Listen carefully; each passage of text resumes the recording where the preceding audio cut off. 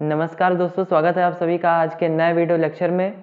और आज के वीडियो लेक्चर में हम बात करने जा रहे हैं पार्ट्स ऑफ सेंटेंस की। इसके पहले वीडियो लेक्चर में हमने सेंटेंस के बारे में बात की थी और उसके काइंड्स के बारे में बात की थी। आज का हमारा वीडियो लेक्चर जिस टॉपिक के ऊपर बेस्ड है वो है parts of sentence.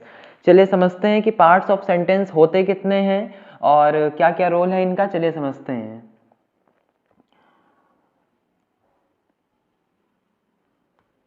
Parts of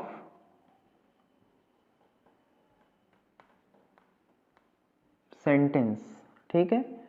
parts of sentence, ठीक, यानी कि वाक्य के प्रकार, ये आपका होता है पार्ट्स ऑफ सेंटेंस, यानी कि वाक्य के प्रकार। तो ये होते कितने प्रकार के हैं? दो प्रकार के होते हैं। दो प्रकार के होते हैं। कौन कौन से होते हैं? अब जल्दी से ये समझते हैं कि कौन कौन से होते हैं। पहला होता है आपका सब्जेक्ट। दूसरा आपका होता है प्रेडिकेट, ठीक है। सब्जेक्ट को हम हिंदी में बोलते हैं उद्देश्य और प्रेडिकेट को बोलते हैं हम हिंदी में विधेय, ठीक है। उद्देश्य और विधेय, इतनी बात क्लियर हो गई। अब ये समझ लेते हैं कि सब्जेक्ट क्या होता है, ठीक है, और प्रेडिकेट क्या होता है। अब ये समझ लेते हैं कि सब्जेक्ट क्या होता है, प्रेडिकेट क्या होता है। देखिए, जो आपका सब्जेक्ट होता है इसकी हिंदी है उद्देश्य। सुनने से ही लग रहा होगा कि जो वाक्य जिस उद्देश्य के लिए बना है या जिसके लिए बना है उसको हम सब्जेक्ट बोलते हैं, और उसके द्वारा जो क्रिया की गई है या जो अन्य कार्य किया गया है उसको हम प्रेडिकेट बोलते हैं, यानी कि विधेय बोलते हैं।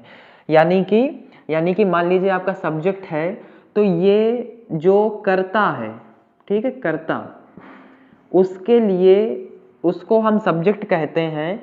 और जो क्रिया करने वाला, जो क्रिया कर्ता द्वारा की गई है, क्रिया, ठीक है, कर्ता द्वारा की गई है, कर्ता द्वारा की गई है, ठीक है, उसको हम क्या बोलते हैं? उसको हम बोलते हैं प्रेडिकेट। जो कर्ता होता है वाक्य में, ठीक है, किसमें? वाक्य में।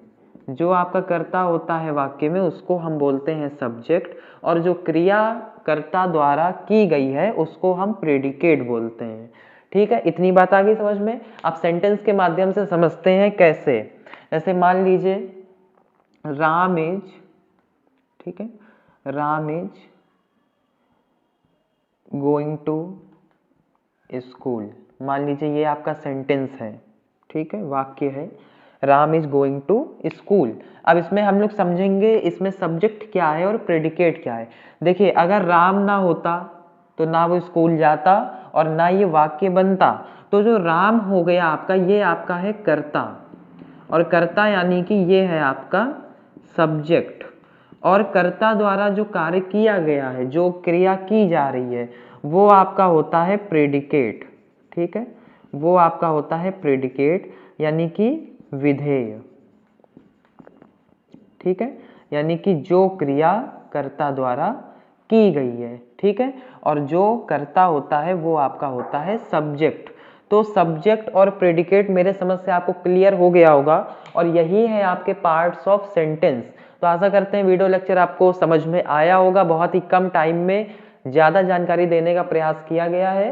तो फिर से एक बार समझ लेते हैं पार्ट्स ऑफ सेंटेंस। वाक्य के प्रकार कितने? दो प्रकार के होते हैं। पहला होता है सब्जेक्ट, दूसरा होता है प्रेडिकेट। इसके बाद में सब्जेक्ट क्या होता है? जो कर्ता होता है, यानी कि जिसके द्वारा कार्य किया गया है, वो वाक्य में सब्जेक्ट होता है, कर्ता होता है। और प्रेडिकेट क्या होता है? जो क्रिया कर्ता द्वारा की जाती है वो आपका प्रेडिकेट। सब्जेक्ट को हिंदी में उद्देश्य बोलते हैं, प्रेडिकेट को हिंदी में विधेय बोलते हैं। अगर वीडियो लेक्चर आपको समझ में आया हो तो लाइक जरूर करिएगा, कमेंट करना मत भूलिएगा, और चैनल को अभी तक सब्सक्राइब नहीं किया है तो प्लीज सब्सक्राइब जरूर कर लीजिएगा। धन्यवाद। मिलते हैं ऐसे ही और इन्फॉर्मेटिव और नॉलेजेबल वीडियो के साथ।